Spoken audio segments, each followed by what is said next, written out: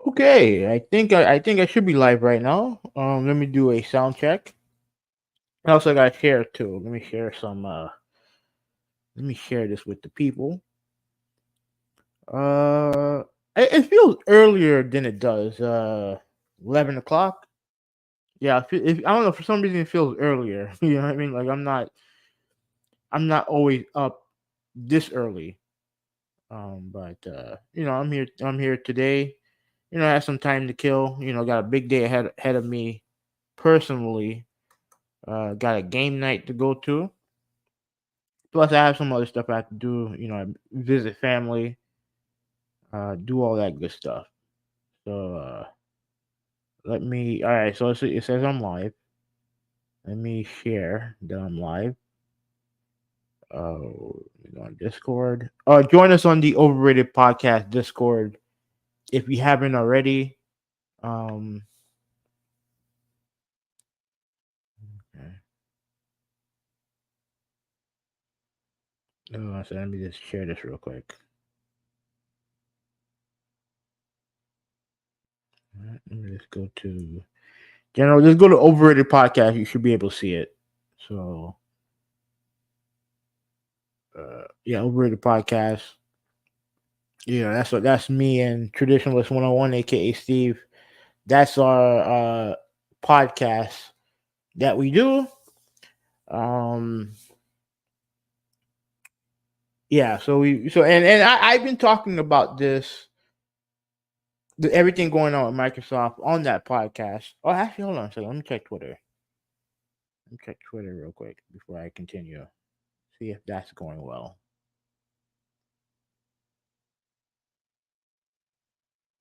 Mhm. Let's see. Give me 1 second.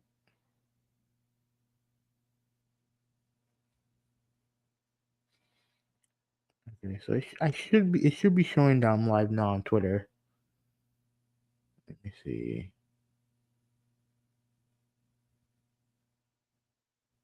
Okay, so I am live. All right, so I'm good to go. So when when I first started the series, right? Because I was gonna do a 3-part series regarding Microsoft and everything that was going on, what was going on last year for every company, right? I was going to do that, and like I said, I had to move. I had other stuff come up. So after the Nintendo video, I had to stop. Because I had to move and stuff like that. Then everything happens. Oh, then everything else happens with Microsoft, right? Like first, it starts with um, hmm, it starts with the rumors of games going of their exclusive going multi-platform, right? Went crazy. It was people were saying it was Halo, this and that, and all the other crap going third party. Then Microsoft had their podcast, right, where they mentioned a slight shift in what they were going to do. Right, it wasn't a full shift, but it was a slight shift.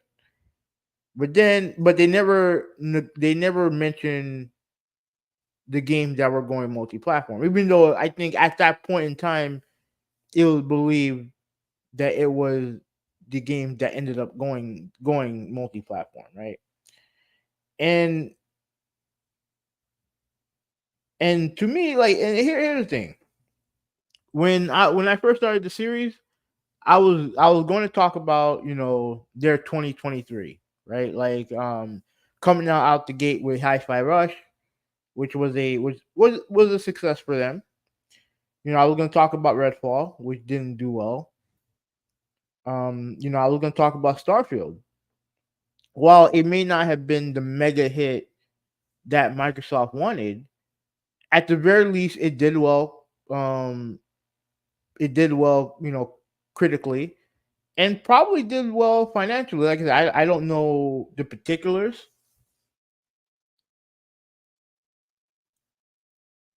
Okay, so what's going on? What's going on, Dope Master Dope? How you doing, man? You're saying that hold on, computer froze real quick. Hold on.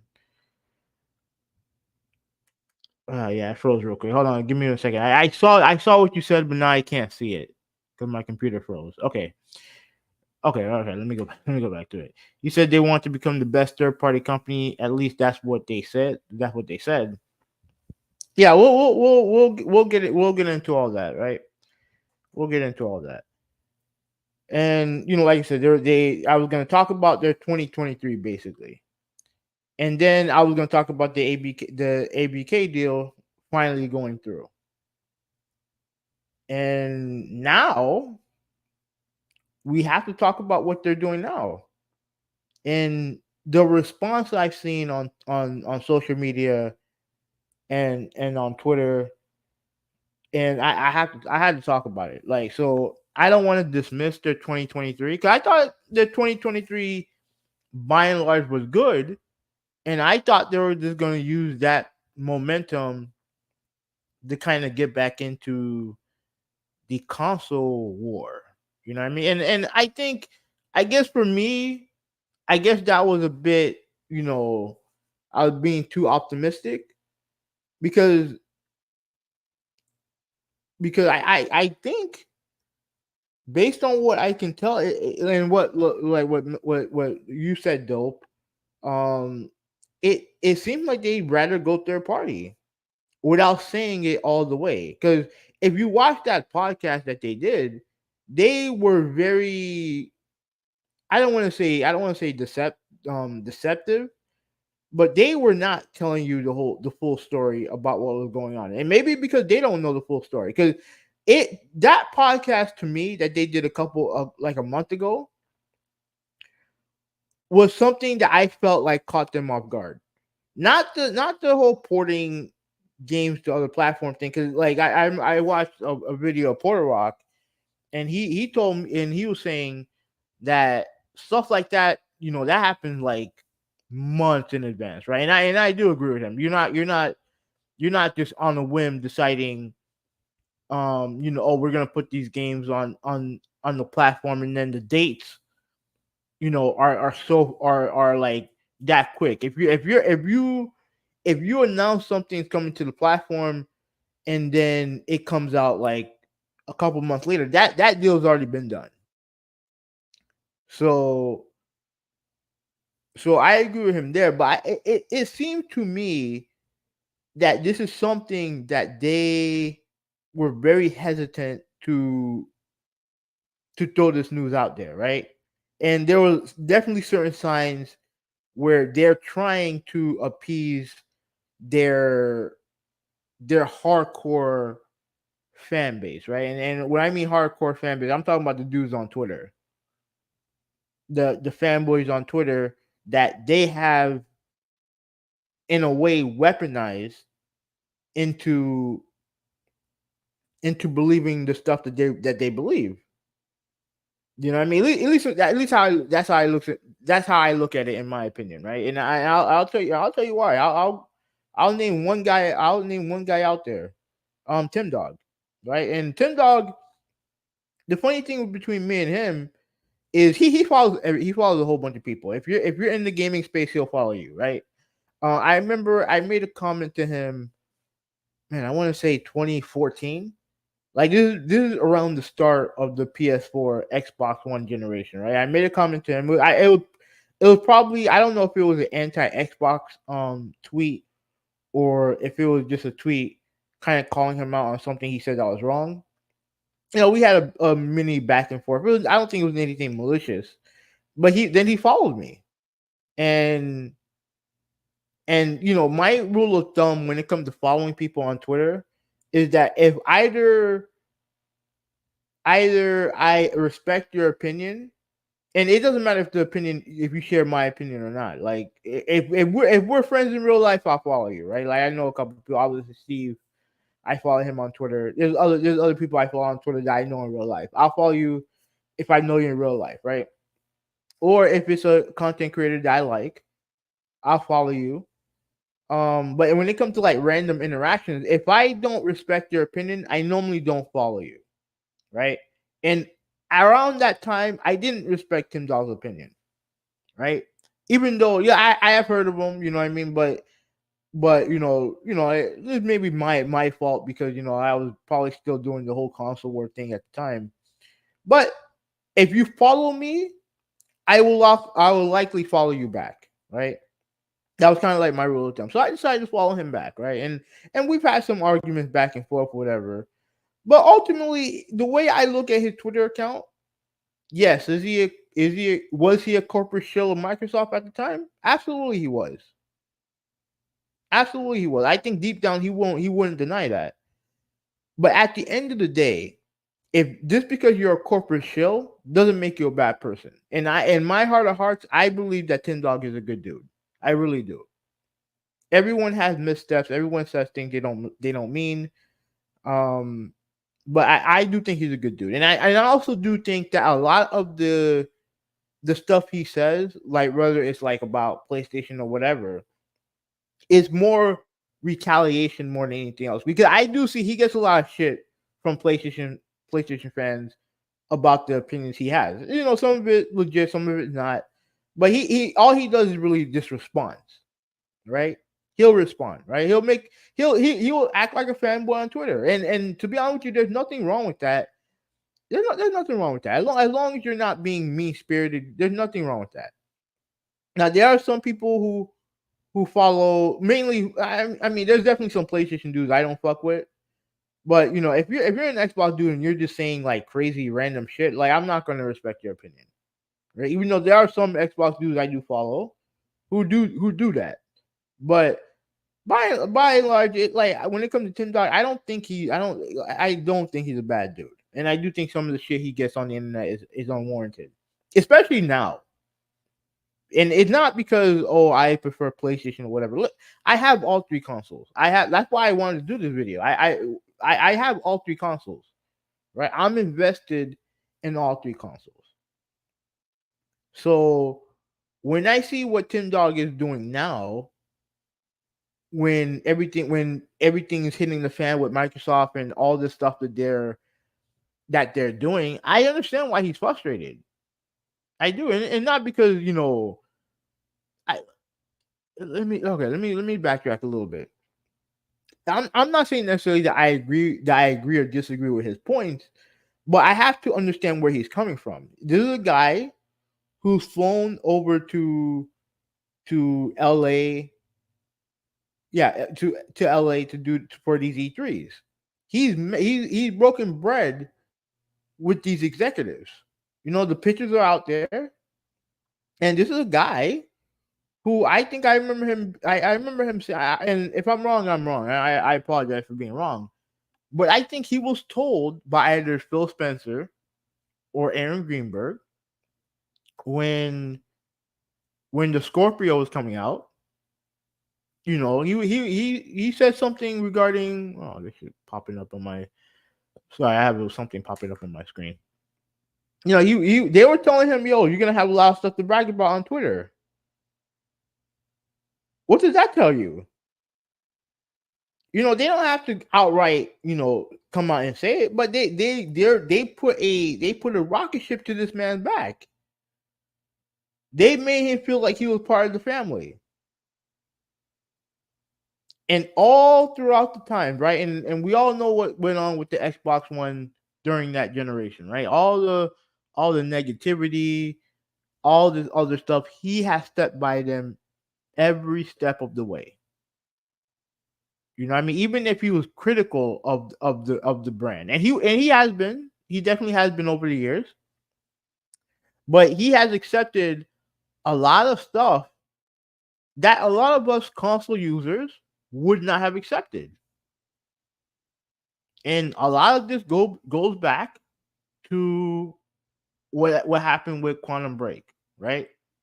Quantum Break Quantum Break is a big first party exclusive for Microsoft, made by I think it was made by Remedy. Yeah, Remedy. Yeah, was it Remedy?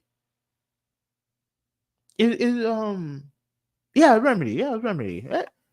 Yeah, it's Remedy. I'm not tripping, right? Let me do a quick check. I'm not. I know I'm not tripping when I say Remedy made Quantum Break. Let me see. Do a quick check. This is gonna go on my phone here because I think it's made by Remedy. There we go. Yeah, Remedy. Yeah, I knew I was correct. So they come out with Remedy Studios comes out with Quantum Break, right? And before the game launched, right, they announced a a PC port, right? And this is the famous. I remember I made a video about this, right? And I remember Crap Gamer, who was a big Xbox guy. He switched to PlayStation. Now I think he's back on Xbox. I don't know what he's doing now, but it was a big deal. He made a tweet. He was pissed off about it, rightfully so. No, not rightfully so. I mean, I don't know if I say I would agree with him, but the thing that got me about what he did. Well, one, I didn't like Crap Gamer, so I didn't give it. So I didn't mind shitting on him. But the thing is that his overall point was that like PC gamers get all the stuff that Xbox gamers get without the paying for Xbox Live, right? That's what that was my main contention was. Like you're complaining about it now because of a game when you could have said this a long time ago. Now because Quantum Break is not going on your platform, um now you're pissed off about free Xbox Live and all the other bullshit you were complaining about. But anyways, and I remember watching clips of him and of Tim Dog and Crap Gamer going at it because Tim Dog was defending them. You know what I mean? He had their back all the way through for years, all the way back to the Facebook days. And when the news came out that these exclusives were going first party, going third party, he was like, "Bro, I'm done." And you look at it from his perspective, how can he not be done? How can he, a man who has spent his entire internet life, maybe I'm not sure, he spent his entire internet life defending a brand, being a cheerleader for the brand, and now they're basically saying, "Yo, we gotta put some of our games on PlayStation, the main rival that you had during that time." Right? Because make no mistake about it, Xbox dudes don't give a shit about what Nintendo's doing. They don't care. They care about what Microsoft is doing and what Sony's doing. Because those are the main rivals. You share most of the same games. The only games that separate you guys are exclusives, right? And there's another tangent I gotta go on next time. I'm not gonna do it. I'm not gonna do it today. But I gotta talk about these fucking morons who think exclusives don't matter. But I will push that aside for later. But he has spent his entire internet life defending the brand, right? Talking about how much better their games are, the controller is better. I guarantee he said Xbox Live is better, everything, right? Sometimes to the detriment of his mental well being. I'm sure. You know what I mean? Like I'm sure you get harassment all throughout the internet is not a good thing. I guarantee it's not a good thing. And now to see the brand that you championed for all these years basically say, "Yo, we gotta put our games on PlayStation." How can he defend this? Realistically, how can a man, who had done this, champion it and be like, "Okay, this is the right move"? You can't do it. You can't do it. If I'm sitting here telling you, right? If I'm here talking about, oh, PlayStation got the best this, PlayStation got the best that, all this other stuff, and then they decide to put their games on Xbox. How I look like a fucking moron. And there's no way I can defend that. There's no way. So like I understand what Tim Dog is going through. And I mean shit, and it's worse for him because he's talked to these people. You know what I mean? I guarantee he's been I get well I know he's been followed by all these executives and figureheads at Microsoft. If you're on X and you like Xbox, you champion Xbox, you know who Tim Dog is. And to see the tweets that he's making and the responses he's getting from Xbox dudes who are still who are going to quote go down with the ship, it's crazy to me. And a lot of these dudes are being like, "Oh, you're not a real Xbox fan. You're not this. You're not that." And I'm like, bro, like this dude has met these executives. You're out there playing your games and shit like that, doing this fucking fake console war and shit. Like this guy's actually been through. This dude been to fucking conferences. He's a diehard fan through and through. But just because you guys are okay with them going in this direction and he's not, that doesn't make you any more or less of a fan. In fact, I would argue it makes him more of a fan because now there's a line that he's not going to cross. There's just not a line that you're just not willing to cross. And if you're someone like, let's say, look at someone like Kiss Move, right? Shout out to Kiss Move. If you're someone like Kiss Move and he's like, you know what, I'm just gonna play my games on Xbox, like fuck it, right? Like, I'm not gonna really care anymore or whatever. Then you know what, that's fine too. That's perfectly fine too. Like, even though, yeah, some of the comments he's made. But at the end of the day, like if you're just gonna do that, then that's fine too. But make no mistake about it, man. Like this direction that Microsoft is going, it leads me to believe they're gonna go third party. It just it's just how I see it.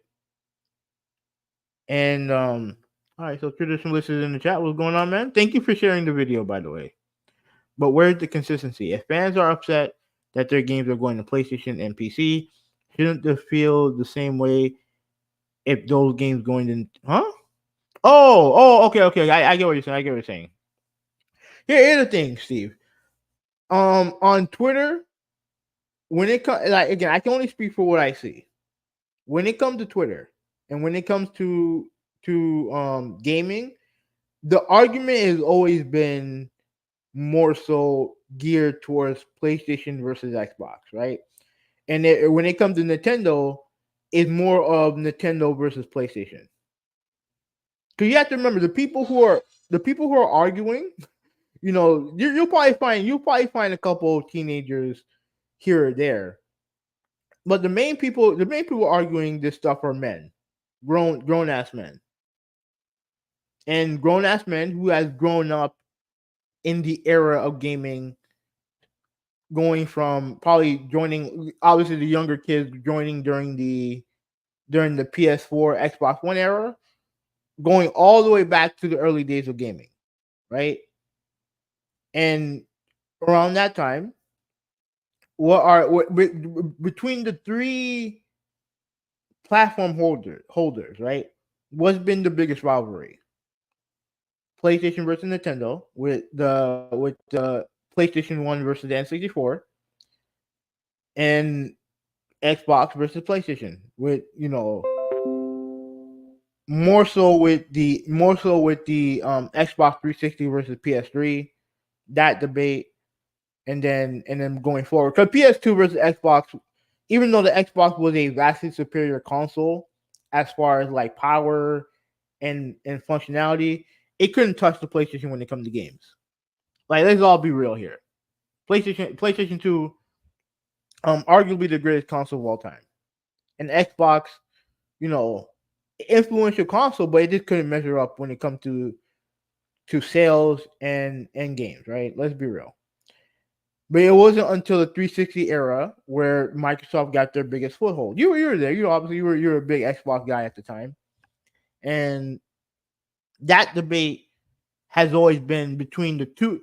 The big debates has always been between the two fiercest rivals, and the two fiercest rivals, had been PlayStation versus N64 and PS3 versus Xbox 360.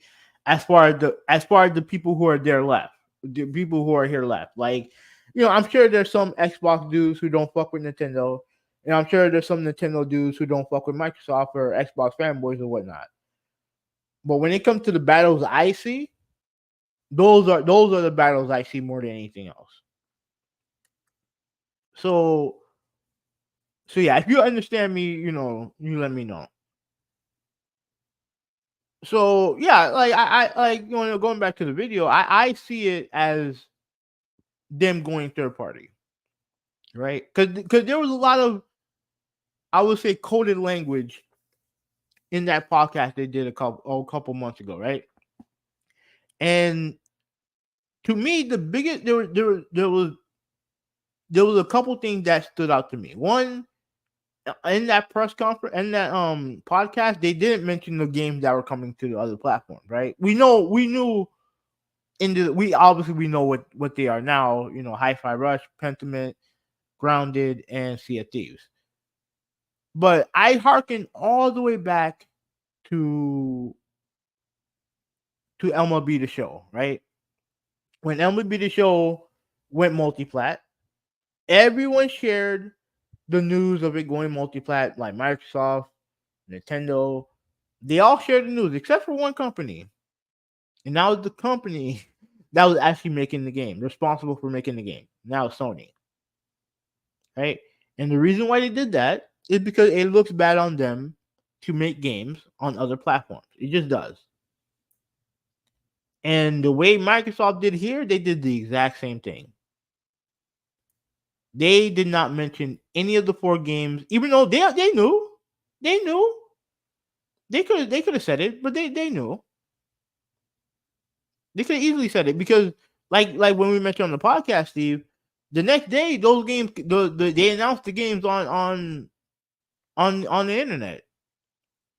They announced all four games on the internet, and the dates of these games were fairly were. I mean, Hi-Fi Rush is already on. I think Hi-Fi Rush and Pentiment are already on PlayStation. Like, I see Hi-Fi Rush advertisement on PlayStation. It's crazy to me. You know what I'm saying? But but yeah, but like they had going back to the podcast, they had their chance. They could have easily said it there, and then for them to turn around and pretty much for the lady who was interviewing them, aka an employee, to go over there and tell them and ask them, well, is it Indiana Jones or Starfield? That was clearly obvious what they were doing. Arguably the two biggest games that Microsoft has right now. One already out, the other one coming out, right? Arguably the two biggest games that are coming out that have one recently came out and the other one's gonna come out fairly soon. Of course, she mentioned those two games. She didn't mention Halo. She didn't mention Gears. She didn't mention anything else. She didn't mention, she mentioned, fucking the two games that everyone was wondering if they were going to go multi-platform or not. It was obvious what they were doing, and he said no. And the reason why he said no at the time, because maybe there is no deal right now. But you can't tell me that you're just gonna put four games. And this is what cracks me up about the Xbox dudes who are still defending Microsoft. You think it's going to stop at fucking four games? It's not. It's not, because we mentioned this. We mentioned this on the podcast. Like, bro, you have arguably the biggest group of gamers that you can appeal that you could appeal like a game like Sea of Thieves to. The game's already out on PC. The game's obviously out on Xbox. And I mean, if you said you were going to take it, I don't know if it's on cell phones or not, but you guys are touting cloud gaming and all the other shit. I figured, if it's not on phones, then it'll be on phones sooner or later. You have arguably the biggest audience you can possibly get. So what's the point of putting it on PlayStation? Realistically, what's the point? You have the full grasp of the audience right there. And the reason why, in my opinion, that they're doing this and they're going to continue to do this is because they're going to put their game third party. They're going to go third party. And it's also funny too, like when the whole Tim Stewart comments came out, you know, um, Phil Spencer was quick to damage control those comments to his fan base. And the fan base that he was worried about is the hardcore fan base on Twitter. And said, "Oh, don't listen to him. Like we don't have no interest in putting the games on fucking PlayStation or whatever." When when you look at the news that came out a month later, and you look at the games that were announced and the release dates of these games, he straight up lied to you guys. He clearly did. Like the whole Tim Stewart thing and the whole Phil Spencer thing, that didn't that my timing's wrong on this, but that had to have been at least 2 months apart, a month apart or 2 months apart. It was not that far away from each other, and yet he's there because at the end of the day, what he's trying to do, he's trying to quell the fears of his hardcore fan base. That's what he did, and that's what he did in the podcast too, saying, "Oh, don't expect no more than 4 games." I'm like, bro, like what? Don't make no fucking sense. It don't make no fucking sense what he said. Because if it was really that big, if it was something that you weren't planning on doing, you wouldn't do it. That's why I do believe that what Phil Spencer, I do believe this, right? I don't know if I don't remember if I said this on the podcast or not. Um, he like I personally think that this is something that is not. If it was up to him, I don't think he would do this. Even though I know he has said in the past that he doesn't like exclusives, that he would like to put his game on PlayStation. I know. I don't think this is. I don't think this was the time that he wanted to do it. I think he wanted to wait till they have more of a leverage play, more leverage to do what they're doing now. I don't think he wanted to do this right away because this was the least enthusiastic I've seen Phil Spencer talking when it comes to putting game, like talking about games. This is the least enthusiastic I've seen him talk about games, right? Like I know he had the whole Redfall thing, and that was understandable because Redfall came out the way it did. But when it comes to like that podcast he did with Sarah Bond and Matt Booty, like that was the least enthusiastic I've seen him, talking about games. And maybe it's just me, playing body language expert or whatever, which I'm not, by the way. But that, yeah, there was really little and Phil Spencer is a very enthusiastic individual. I know that's what some people like about him. But he didn't look like a guy who wanted to do what he sounded like a guy who didn't want to do what he said he was doing. Right? If that makes sense. And if he wanted to do those things, he probably would have waited till they had more leverage in the conversation because they have no leverage right now. They really don't. You can't you can't tell me that where they're at right now they're happy with, right? I know Sarah Bond announced they had 34 million Game Pass subscribers or whatnot. Which I don't know. Again, I don't know what I know. They had a certain number that they wanted to get to by 2027, which is 100 million. By the rate they're going, they're not going to reach that plateau. They're not going to. So if you're Phil Spencer, is this a way to save the Xbox brand? So you always hear, especially during the early days of Xbox, and then yeah, I know Xbox do talk about the story about how Phil Spencer basically saved Xbox from Microsoft, shutting it down or whatnot. So is he trying? Is this a way for him to save the Xbox brand? I can't say it's not, but what does the console? Where does the console play in all this? Because make no mistake about it, they've done everything in their power to devalue the Xbox console. They have. They've done everything in their power to devalue physical media, and they've done everything in their power to devalue the console. That doesn't mean they don't want you to buy the console. They clearly do. But their focus is clearly Game Pass. Clearly. And when it comes to me personally, well, I have an Xbox, I have a Series S, and I have Game Pass. Me personally, the only way I would ever get rid of my Xbox is if Game Pass was available on other platforms.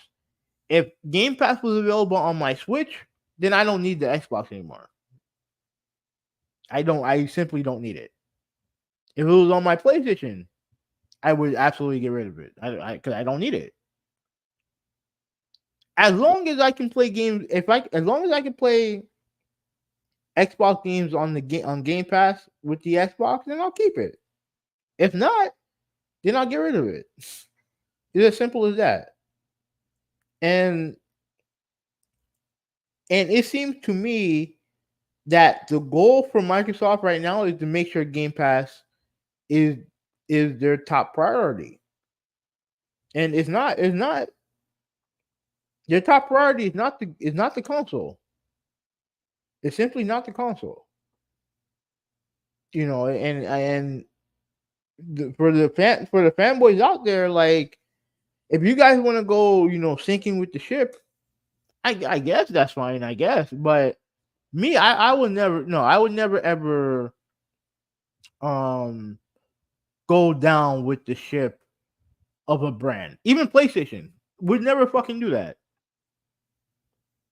All right, so he said, how can they get 100 million? It's impossible because no way they'll be able to sell. No, it's not console. They want 100. They want 100 million Game Pass users.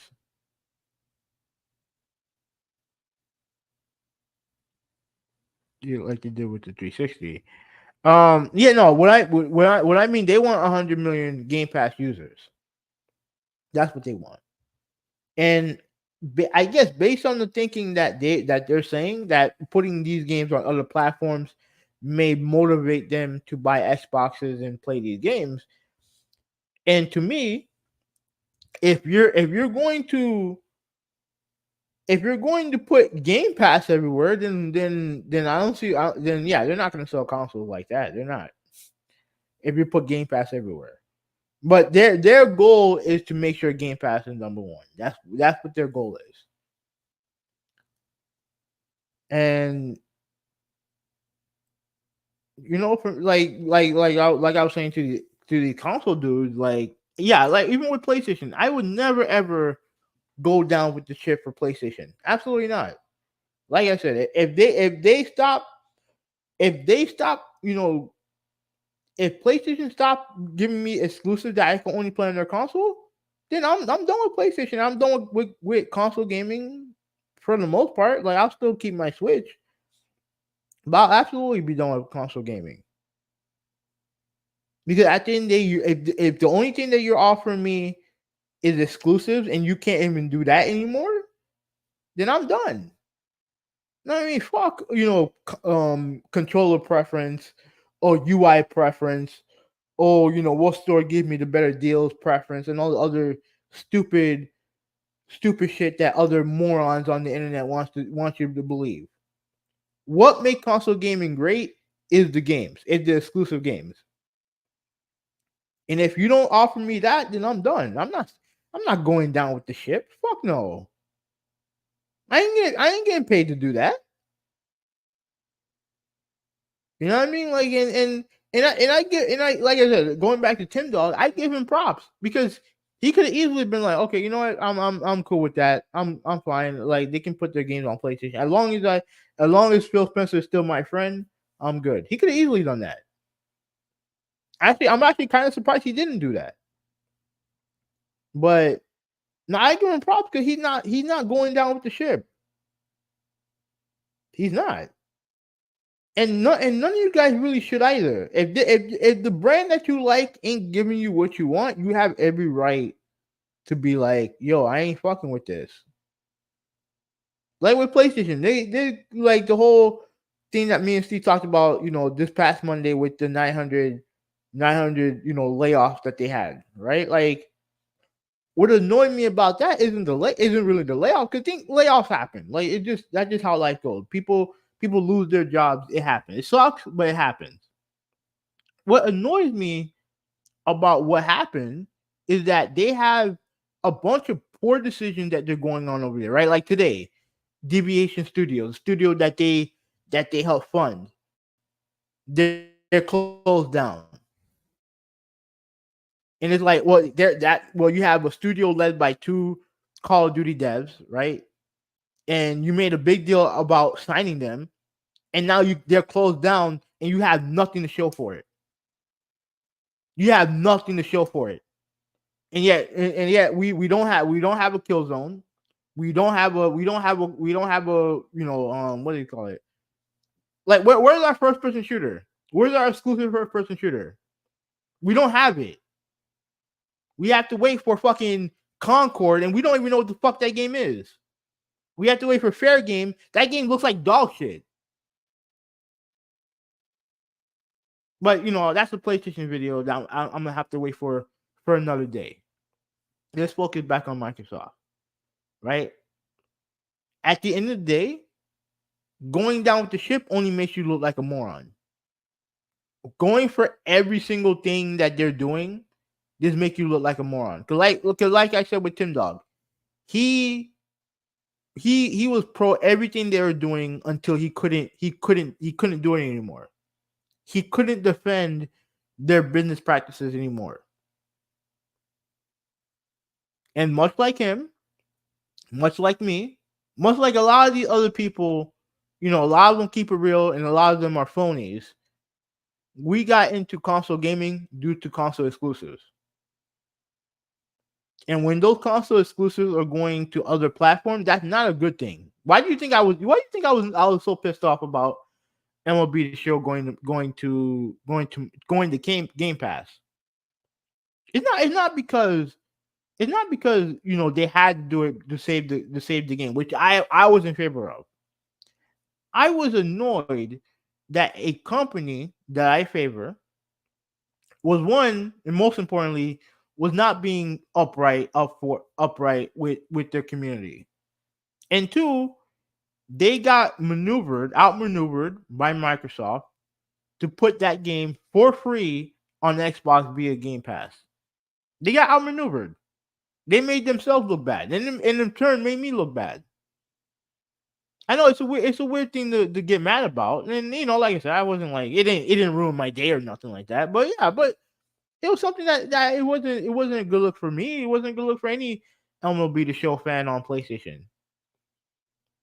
Because one, you're not telling us what the fuck is going on, and two, you let a weaker company outmaneuver you in your own studio game. You know what I'm saying? Like, that's just how I feel about it. But like I said, like when it comes to it, like yeah, console exclusives are important, and when it comes to, and it's important to a lot of people until some of these morons switch it up. But Tim Dog wasn't willing to do that, and I respect him for it. And there are several Xbox dudes who are not willing to do that. Unfortunately, you know they had to wait till after after PC and all the other stuff. And look, I'm kind of dealing with that too. But like I said, as long as when it comes to like games going on PC, right? Like when they said day and date when it came to Xbox, I knew like that was just the first step, and then and a lot of these dudes accepted it. Me, I wouldn't. No, I could not have done it. That was the line of demarcation for me. Um, Steve said, "I think if Xbox get rid of their console, would that create an incentive for a new one to arise, like Sega or something else? If we only have PlayStation and Nintendo, um, it's hard to say, man. It's hard to say because, like I said, Google they had their opportunity, they failed. Um, I don't think Apple's willing to give it a try. Um, I Sega. I don't know if Sega wants to get back into the console market. I don't. I don't think they. I don't think they. I don't think they have the. I don't think they have the capital to take another massive loss on console manufacturing. But again, I'm like I said, I would I don't know. I'm just guessing. But if they do decide to leave, um, if Microsoft do decide to leave the platform race, then it's going to be interesting to see what happens. It's going to be interesting to see what happens because Nintendo versus Microsoft. That's a Nintendo versus PlayStation once again by themselves. It's going to be crazy because they don't share the same. They're not on the same plane when it comes to what they're doing right now. They're not on the same. They're not on the same level. The only similarity between them now is their origin, which is Japan, and that even then, I would argue Sony's more of an American company now than Nintendo feels like a legit Japanese company. Sony feels like an American company to me. But before I go, let me just say this to the fanboys and going back to my main topic, right? I'm never gonna go down with the ship when it comes to a brand. Not gonna do it. If you guys want to do it, then that's fine. But you guys look like idiots if you guys if you guys are just you know if you guys are just being like, okay, it doesn't matter to you that their game's going on PlayStation. Because I guarantee you, it's one thing for Pentiment and Hi-Fi Rush to go on PlayStation, but if they ever announce a Halo or Gears or a Starfield or Elder Scrolls or Indiana Jones or Blade goes on PlayStation and that's happening. Obviously Halo that game's already came out already. But if fucking Indiana Jones Blade goes day and date on PlayStation and Xbox, you guys are not gonna be okay with it. You guys are not gonna be okay with it. And being like, oh well, I still get to play on Game Pass, and like that's not a flex. That's not gonna be a good flex anymore.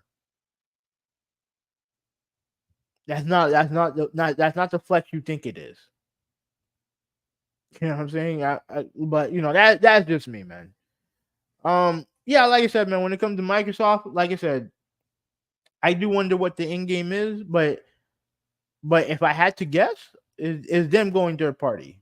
The writing was on the wall, and a lot of people wanted to ignore it when we walk past it.